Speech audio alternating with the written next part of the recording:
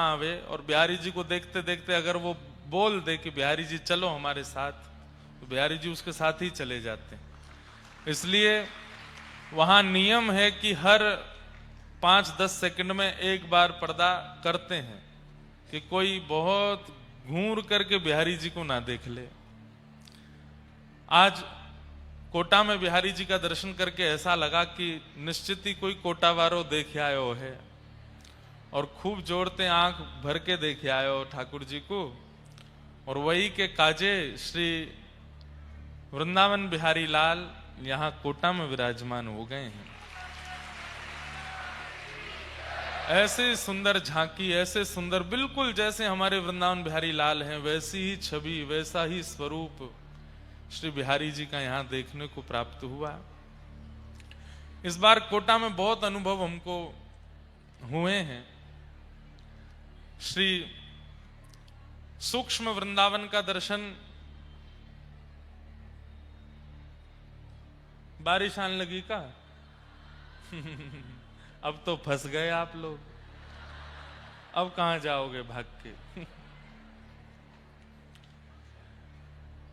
लेकिन आप अंदर बैठे लोग ज्यादा उनको चिढ़ाना नहीं, बाहर वालों को। ठाकुर जी कृपा कर रहे हैं भैया, देखो कथा के मध्य में, कथा के विश्राम में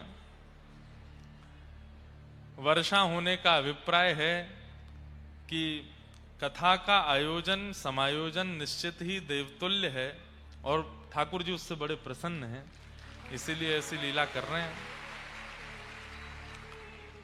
आज तो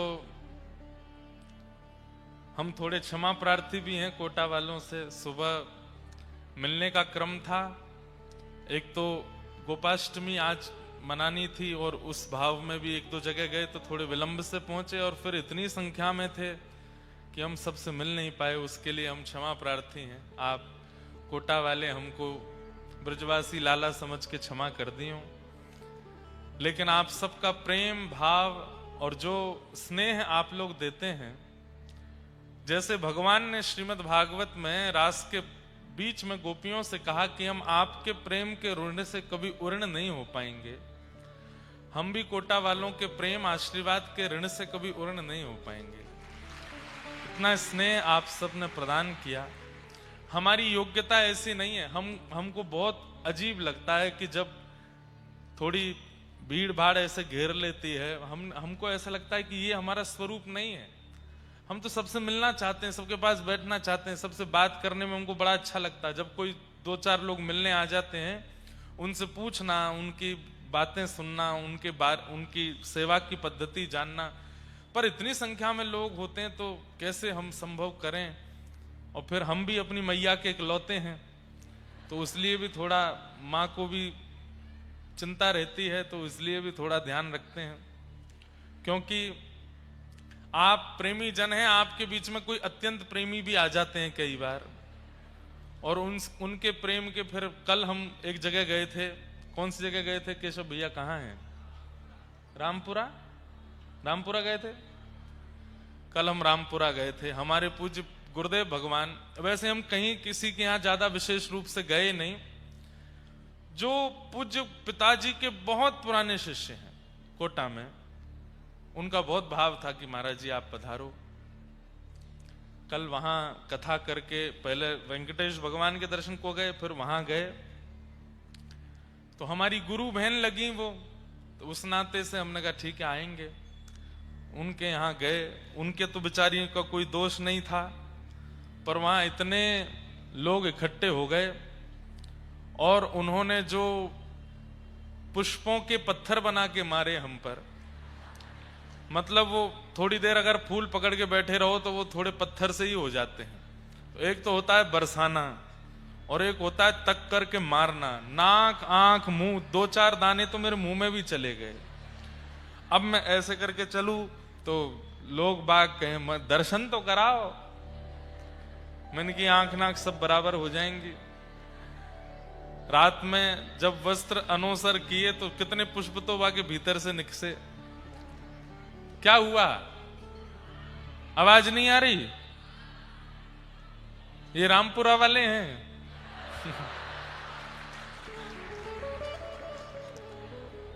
क्या क्या आज्ञा कर रहे हैं पीछे वाले लोग? आवाज नहीं आ रही?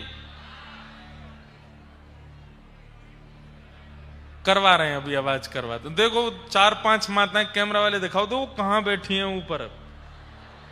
वो कोई जगह है बैठने की? वाह भैया जय हो ऐसे लग रहे हैं कि जैसे वृंदावन के बंदर चढ़े हों पेड़ पे और पेड़ तो मिला नहीं है, तो पता नहीं क्या है, उस पर चढ़ गई है। मैया ध्यान रखियो, कहीं लुढ़क मत जाइयो नीचे। ये देखो चश्मा वारे बंदर वाह। लेकिन उनकी श्रद्धा भावना देखो, ऊपर चढ़ गई फिर भी सिर से पल्लू नहीं हटाया है। वहां पर भी पल्लू ढक करके बढ़िया प्रेम से कथा सुन रही है। ऐसी भक्ति, ऐसा प्रेम सब में हो, जहां जगह मिल जाए वहीं बैठ के कथा श्रवण कर रहे हैं। तो कोटा में भैया खूब आनंद आए। कल हम पे पुष्प वृष्टि हुई, ऐसी वृष्टि हमने जीवन में नहीं देखी।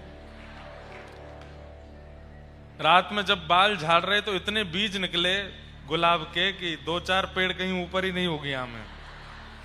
लेकिन जिनके घर गए उनके घर में कम से कम नहीं तो इतने लोग घुस गए कि बस थोड़ी बहुत देर में घर टूटे ही जाएगा क्या। आप सब लोग इतना स्नेह प्रेम देते हैं। हमें कभी कभी लगता है कि हम तपस्या करें, ठाकुर जी से कहें कि 11 रूप दे दो हमको। एक रूप से घर रहें, एक रूप से कथा करें, एक रूप से डोलते रहें, एक रूप से प्रवचन करें, एक रूप से गाते रहें, सबकी मनवांछित इच्छा पूरी हो जाए। पर अच्छा है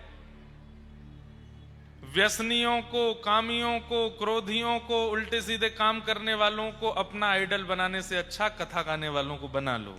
अच्छा है, कम से कम आपके बच्चे और आप लोग किसी व्यसनी को तो नहीं। अब लोग व्यसनियों के पीछे भागते, करोड़ों रुपया लेकर के उल्टे सीधे काम करते।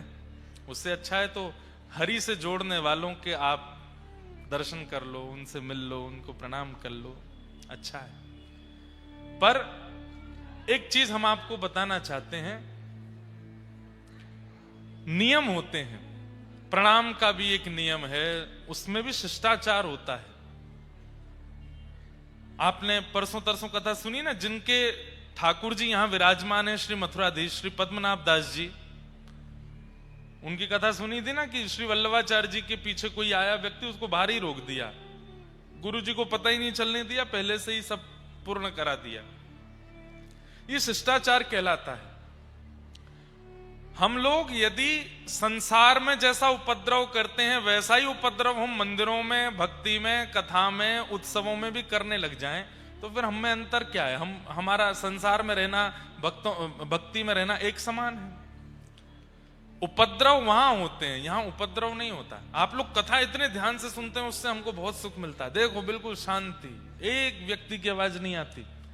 लेकिन ऐसा ही व्यवहार जब आचार्य चरण आपके सन्मुख हो, कल को और बड़े बड़े महापुरुष कोटा पधारे, आप लोग, हम कोई आपकी शिकायत नहीं कर रहे हैं, पर हम चाह रहे हैं और जगहों से बहुत अच्छे हैं कोटा के लोग, और अच्छे हो जाएं, और अच्छा स्वभाव हो जाए, आपके इस प्रेम में और निखार आ जाए। आचार्य जहां से दिख जाए वहीं प्रणाम करना चाहिए। जरूरी नहीं है स्पर्श होके ही प्रणाम होता है, स्पर्श करके प्रणाम नहीं होता। हमारे यहां नियम है कि जैसे आचार्य दिखे, दूर हैं अभी, वो बीच में झरोके आ रहे हैं लेकिन दिख गए हैं, वहीं से ही उस दिशा में प्रणाम कर लिया जिस दिशा से वो आ रहे हैं। इतना मात्र बहुत है। और इससे दीनता पता चलती है कि वैष्णव में कितनी दीनता है, कितनी सरलता है। कई लोग होते हैं वो मिलने आते हैं, बोले महाराज जी हमको फोटो नहीं चाहिए, बस आप दिख जाओ, गिरधर लाल जी दिख जाएं, बस बहुत है। सबसे बढ़िया कैमरा तो ये नेत्र हैं, इनसे बढ़िया क्या होगा।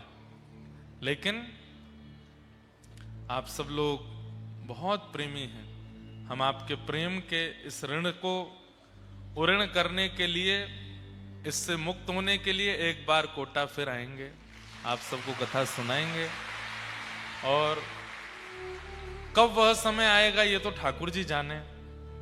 प्रतीक्षा कई बार अच्छी होती है। क्यों? क्योंकि प्रतीक्षा मूल्य समझा देती है। वस्तु का सामीप्य कई बार उसका मूल्य आकलन नहीं करने देता है। वस्तु की दूरी उसका मूल्य बताती है। अभी तो ये 6 महीना में आ गए कोटा। गिरधर लाल जी आज दर्शन देने के लिए पधारेंगे, अभी आ रहे हैं, रास्ते में हैं। आज उनका भी दर्शन होगा। इसके बाद अब जब चाहे लाल जी आवे, साल में आवे, 2 साल में आवे, 3 साल, 6 साल में आवे, पर जब भी आवे जितनी लंबी प्रतीक्षा होगी उतना प्रेम और शुद्ध पवित्र हो जाएगा, उतना सुदृढ़ हो जाएगा। इसलिए खूब भाव से अब आप लोग अपना कल से जीवन खूब आनंद में जिएगा। कोटा में कोई भी भागवत कथा वक्ता आमे, कोई भी संत आमे, कोई भी वैष्णव आमे, जरूरी नहीं है जिनको हम जानते हैं, जिनकी प्रसिद्धि है, उनसे ही मिलो। पता चल जाए कि ब्रजते कोई आयो है, तुरंत पहुंच जाओ, जाकर के वाको वंदन करो, प्रणाम करो, श्रवण करो। सोचिए, ठाकुर जी अगर ये विचार अपने नियम बना लेते मंदिरों में कि मैं केवल उनसे ही मिलूंगा जो वृंदावन के हैं, मैं केवल उनसे ही मिलूंगा जो फलाने संप्रदाय के ही हैं, बाकियों को मेरे दर्शन नहीं होंगे, तो ठाकुर जी के प्रति कितनी दुर्भावना हमारे चित्त में होती। ठाकुर जी सबसे मिलते हैं, जो आवे सबको दर्शन देते हैं। ऐसे ही आप भक्त हैं, आपके अंदर भी यही स्वभाव हो कि कोटा नगरी में जो भी वैष्णव पधारे, चाहे वो रामानुजी वैष्णव हो, रामानंदी वैष्णव हो, गौड़िया वैष्णव हो, हरिदासी वैष्णव हो, हरिवंशी वैष्णव हो, सबके दर्शन करने जाओ। पता चल जाए बस कि कोई व्रज से आयो है या कोई हरि चर्चा सुनावे वारो आयो है, अपने कार्य से थोड़ी देर का समय निकाल के जरूर जाओ, वंदन करो, प्रणाम करो, थोड़ी देर उनको श्रवण करो। ऐसे ही भक्ति पुष्ट होगी बंधुओं। खूब आनंद के साथ आप लोग, हमारे मथुराधीश लाला ब्रज के यहाँ विराज रहे हैं, हमारे माँ के बिहारी जी विराज रहे हैं, खूब लाड़ लड़ाओ, खूब प्रेम से उनकी सेवा करो। उद्देश्य क्या है जीवन का? मैंने पहले दिन भी कहा, आज फिर कहूं, हमारे जीवन का उद्देश्य केवल एक है। हरि तो हमारे प्रिय हैं, पर हम भी हरि के प्रिय हो जाएं, हरि को हम भा जाएं। ठाकुर जी कभी कह दें जे तो मेरो है, मेरो है, यहाँ पे मेरो अधिकार है, और उसके लिए हम चाहे जैसी योजनाएं बना लें, ठाकुर जी के प्रिय बनना है हमें, उनके प्रिय बन गए तो सब आनंद होगा। ऐसे आप लोग, कल हम लोग श्री वेंकटेश भगवान का यहाँ पर सुंदर कल्याण उत्सव मना रहे थे। हमारे संप्रदाय में ठाकुर जी के मंगल विवाह उत्सव की पूरी योजना को कल्याण उत्सव कहते हैं। बंधुओं, हमारे उत्तर भारत में श्री वैष्णव रामानुजी परंपरा का बहुत कम प्रचार है। दक्षिण में केवल रामानुजियों का ही प्रचार है, वहां पे और कोई प्रचार है ही नहीं। वहां पे ज्यादातर सब लोग रामानुजी परंपरा का ही पालन करते हैं। परंतु ऐसे दिव्य दिव्य उत्सव होते हैं, श्री गोदाम्बाजी, जैसे हमारे व्रज में श्री किशोरी जी हैं, ऐसे दक्षिण में श्री गोदाम्बाजी, उनका 1 मास पर्यंत का धनुर्मास उत्सव होता है। अभी आने वाला है धनुर्मास। श्री गोदाम्बाजी कथा सुनी, और कथा में जब गोपियों के बारे में उन्होंने जाना, गोपियों के प्रेम के बारे में उन्होंने सुना, 1 मास पर्यंत तक उन्होंने एक व्रत किया। कभी श्री वैष्णव रामानुजी परंपरा के जो वैष्णव यहां बैठे हैं या जो दीक्षा लेना चाहते हैं या ले चुके हैं, आचार्य चरणों से एक बार धनुर्मास की विधि पूछिएगा कि कैसे, किस विधि से व्रत होता है। रोज एक गाथा सुनाई जाती है ठाकुर जी की, उसमें व्रत में नियम होते हैं, उन नियमों से किया जाता है, खूब नृत्य होता है, उत्सव होता है। 1 महीने के उस व्रत का फल क्या मिलता है? गोदाम्बाजी की थोड़ी लीला चर्चा सुनाए आपको। दक्षिण भारत में एक आलवार हुए, उनकी पुत्री थी श्री गोदाम्बाजी। तो श्री गोदाम्बाजी बचपन से ही, उनके पिताजी रंगनाथ भगवान की माला सेवा में नियुक्त रहते थे। बंधुओं, अगर जीवन में चाहते हैं कि ठाकुर जी आपसे प्रसन्न रहें, तो अपने घर में तुलसी जी, खूब सारी तुलसी जी और पुष्पों के पौधे नियुक्त कर दीजिए और उन्हीं से निर्माण करके चाहे छोटी माला बनाओ, अपने हाथ से बना के ठाकुर जी को पधराओ। ठाकुर जी इतने रीझ जाते हैं। श्रीमद् भागवत में वर्णन आता है, जब भगवान कंस वध करने के लिए मथुरा जा रहे थे तो एक माली ने अपने बगीचे के पुष्पों से माला बना करके पहनाई। तब ठाकुर जी वहां वर्णन करते हैं, जो व्यक्ति स्वयं सिंचन करके बगीचों से पुष्प तोड़ करके माला बना करके मुझे धारण कराता है, मैं उससे सदा रीझा रहता हूं, सदा प्रसन्न रहता हूं। और ठाकुर जी रीझ जाएं तो फिर कोई और की मजाल कि हम तो रूठ जाए। ठाकुर जी प्रसन्न रहें तो सब प्रसन्न रहेंगे। इसलिए तुलसी जी हों, पुष्प हों, बहुत सुंदर सेवा है। आप ठाकुर जी का मधुर श्रृंगार नहीं कर पाते, भोग नहीं बना पाते, उसके लिए कोई व्यवस्था कर दो, पर अपनी सेवा एक जुम्मे में रखो। क्या? नित्य माला जी सिद्ध करके ठाकुर जी को धराओ। माला जी सिद्ध करना भी एक कला है। हमारे ठाकुर जी तो इतने छोटे से हैं, अभी आमेंगे देखियो पता ही नहीं चलेगी कहां है ठाकुर जी, छोटे से हैं लाला। लेकिन छोटे से ठाकुर जी की माला कैसे बनती है? जैसे ये गुलाब की पंखुड़ी है ना, इसको एक बार मोड़ो, फिर एक और बार मोड़ दो, फिर एक और बार मोड़ दो, तो ये छोटे हो जाएंगे। ऐसे छोटी छोटी, कुछ लाल पंखुड़ी, कुछ हरी पंखुड़ी, कुछ सफेद पंखुड़ी, ऐसी छोटी सी माला बनती है, तब धारण करते हैं। ठाकुर जी को माला इतनी प्रिय है। वास्तव में पुष्प जो होते हैं माला में, उनको ठाकुर जी अपना भक्त स्वरूप मानते हैं। और माला बनाने वाले को भी यही भावना रखनी चाहिए, प्रत्येक पुष्प को एक भक्त का नाम दे करके माला में पिरोवे। सूरदास जी आ गए, तो मीराबाई आ रही हैं, अभी तो ये कुंभन दास जी आ रहे हैं, ये गोदाम्बा जी आ रही हैं, ये बरबर मुनि स्वामी आ रहे हैं, ये यमुनाचार्य जी आ रहे हैं। ऐसे करके जो भक्तों के नाम आपको याद हैं, भक्तों का नाम धारण करके एक माला बनाओ।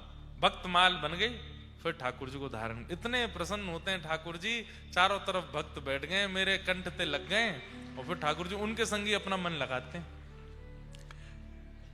तो जिसे चाहिए कि ठाकुर जी रीझे रहे, नित्य माला सेवा किया करो ठाकुर जी की। तो श्री गोदाम्बा जी के पिताजी माला बनाते, सिद्ध करते और श्री रंगनाथ भगवान को धारण कराते। लेकिन उनका नियम था कि माला सिद्ध करने के बाद अपरस में स्नान करने के लिए जाते, शुद्ध अवस्था में आ जाते और तब माला जी लेकर के मंदिर जाते। लेकिन इतने ही बीच में छोटी सी गोदा आती और पिताजी के द्वारा सिद्ध की गई माला उसको लेकर के और अपने गले में पहन लेती और पहन के खूब देर आनंद करती। खूब उनको पता था कि रंगनाथ भगवान को जाने वाली है। वो जब रंगनाथ भगवान को देखती थी तो यही भाव होता था कि ये मेरे पतिदेव हैं, ये मेरे प्रियतम हैं। तो माला पहन करके उसको अपनी करके और फिर जैसे पिताजी का आने का समय होता उससे पहले उतार करके वहीं धर देती। पिताजी वो माला जाकर के ठाकुर जी को पहनाते। उतरी हुई माला ठाकुर जी को धराना अपराध है,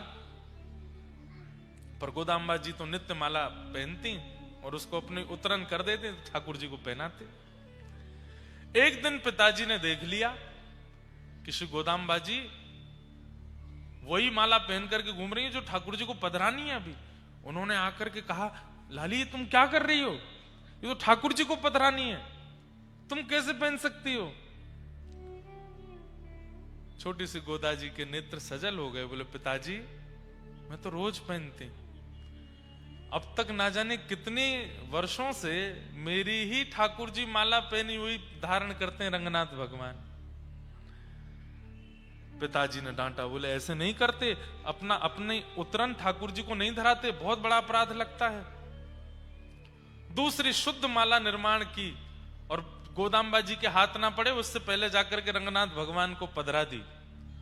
जैसे ही ठाकुर जी ने गले में धारण कराई, तुरंत माला टूट करके गिर पड़ी। एक और माला बना करके पहनाई, फिर से टूट के गिर पड़ी। गोदा जी खड़ी खड़ी देख रही थी। पिताजी वो ऐसे नहीं पहनेंगे, तो एक बार मुझे पहनाओ पहले और मेरी उतार के फिर पहनाओ, देखना फिर नहीं टूटेगी। पिताजी बोले मैं ये अपराध कैसे कर सकता हूं, अपने हाथ से ही पहना करके निर्माल्य और उतरी हुई माला पहनाऊं ठाकुर जी को। गोदाम्बा जी ठाकुर जी की ओर देखने लगी, अब तो आप ही कृपा करो, आप ही पिताजी को समझाओ कि आपको और मेरो तो प्रियतमा और प्रियतम को संबंध है। तब श्री रंगनाथ भगवान ने प्रकट होकर के उनके पिताजी को आज्ञा दी, आप संकोच मत कीजिए, माला जी गोदा को धराइए और उनकी उतार के हमको पहनाओ, क्योंकि वो हमें प्रियतम मानती हैं, इसलिए हम भी उनको प्रियतमा मानते हैं। और प्रियतमा की माला धारण करने में कोई अपराध नहीं है। नेत्र सजल हो गए, बोले ठाकुर जी अब प्रियतमा मानते ही हैं तो फिर पूर्ण रूपेण स्वीकार भी कर लीजिए, और उसके लिए जो नियम साधन हो वो करिए। तो फिर 1 मास पर्यंत का धनुर्मास व्रत गोदाम्बा जी को बताया, और श्री गोदाम्बा जी नित्य व्रत करती हैं, और दिव्य प्रबंध का पाठ भी होता है। वहां पर नित्य ठाकुर जी की एक गाथा सुनाई जाती है। 30 गाथाएं हैं, 30 दिन के गाथाओं में 30 दिन का उत्सव चलता है। दक्षिणी भाषा में है, लिपि साउथ की है, पर बड़ी अद्भुत है। उन गाथाओं को गाकर के जो भी कन्या, जो भी पुरुष 30 दिन का व्रत कर लेता है, उसको फलस्वरूप क्या प्राप्त होता है सुनो। 30 दिन बाद जैसे ही गोदाम्बा जी का व्रत पूर्ण हुआ, पिताजी के स्वप्न में ठाकुर जी आए और कहा, अब आपकी पुत्री को हम स्वीकार करेंगे, इनका स्वयंवर करो। बोले स्वयंवर क्या करना, जब आप स्वीकार कर ही चुके हो, जब आप मान ही चुके हो कि आप इनको स्वीकार करोगे पत्नी रूप में, तो आप आ जाइए स्वयंवर में, तो बहुत सारे वर आते हैं। तो बोले आपकी जो गृहिणी है, आपकी जो लाली गोदाम्बा है, इन्होंने इतना सुंदर दिव्य व्रत किया है कि मेरे जितने भी रूप हैं दक्षिण में, चाहे वो वेंकटेश तिरुपति बालाजी हैं, चाहे वो रंगनाथ हैं, चाहे वो वरदराज हैं, चाहे वो संपत कुमार हैं, सबके चित्त में इच्छा हो रही है, बोले गोदाम्बा जी से तो हम ब्याह करेंगे। मतलब एक ही ठाकुर जी हैं, एक ही ठाकुर जी के अलग अलग रूप हैं, जैसे राधा रमण जी, राधा वल्लभ जी, बिहारी जी, मदन मोहन जी, गोपीनाथ जी, आदि आदि सब ठाकुर जी के एक ही ठाकुर जी हैं, पर सबके रूप अलग अलग हैं। ऐसे ही दक्षिण में भी नारायण एक ही है, पर उनके रूप अलग अलग हैं, मंदिर अलग अलग हैं। सब लोग इधर देखो, ध्यान से सुनो। ठाकुर जी बोले सबकी इच्छा हो गई है इनका व्रत देख करके कि इनसे ब्याह तो हम करेंगे। मतलब सोचो, अब हम लोग उत्तर भारतीय, इसलिए हमको वृंदावन के मंदिरों से समझाना पड़ेगा कि किसी भक्त की भक्ति पर राधारमण जी भी रीझ गए, बिहारी जी भी रीझ गए, राधा वल्लभ जी भी रीझ गए, मदन मोहन जी भी रीझ गए, गोविंद देव जी और गोपी, सब में होड़ लगी है, बोले यहाँ पर कृपा तो हम करेंगे। ऐसे ही दक्षिण में हो गया। तो इसलिए ठाकुर जी ने कहा आप तो स्वयंवर करो, और स्वयंवर का नियम जो पहले मंडप में आ जाएगा उसका विवाह गोदाम्बा जी से होगा। बंधुओं, इसे कहते हैं रास। ठाकुर जी में होड़ लग रही है भक्त के पास जावे की, तुम पीछे हटो मैं पहले जाऊंगा। तो श्री गोदाम्बा जी के पिताजी ने पत्री बनवाई, शादी की जैसे पत्रक होती है, और प्रत्येक दिव्य देश में जाकर के ठाकुर जी को निमंत्रण देकर के आए कि हमारी लाली को ब्याह है, आप भी दुल्हा बन के आओ, क्या पता जयमाल हो जाए। तिरुपति गए, रंगनाथ गए, श्री वरदराज गए, श्री संपत कुमार गए, उत्तर में बद्री विशाल गए, जगन्नाथपुरी गए, द्वारिकापुरी गए, सब जगह पत्रक बांट करके आए पिताजी सारे मंदिरों में। वो हमारी लाली का स्वयंवर हो रहा है, सारे हरि, सारे ठाकुर जी आ जाओ, जो पहले पहुंचे को वहां से ब्याह। पत्रक पहुंच गया। अब यहां श्रीरंगम में विराजमान श्री रंगनाथ भगवान वो बड़ी चिंता में बैठे हैं। तभी गरुण जी आदि सब आकर के बोले जय जय, बड़े चिंता में हो, कहा बात है? बोले हमको ये लग रही है कि ये गोदाम्बा जी तो हमसे प्रेम करती हैं, पर ये हमारे ही स्वरूप हैं साबरे, और सब में होड़ लगी है। वहां जगन्नाथ जी तैयारी करे बैठे, बोले मैं पहले पहुंचूंगा। बद्रीनाथ जी कह रहे हैं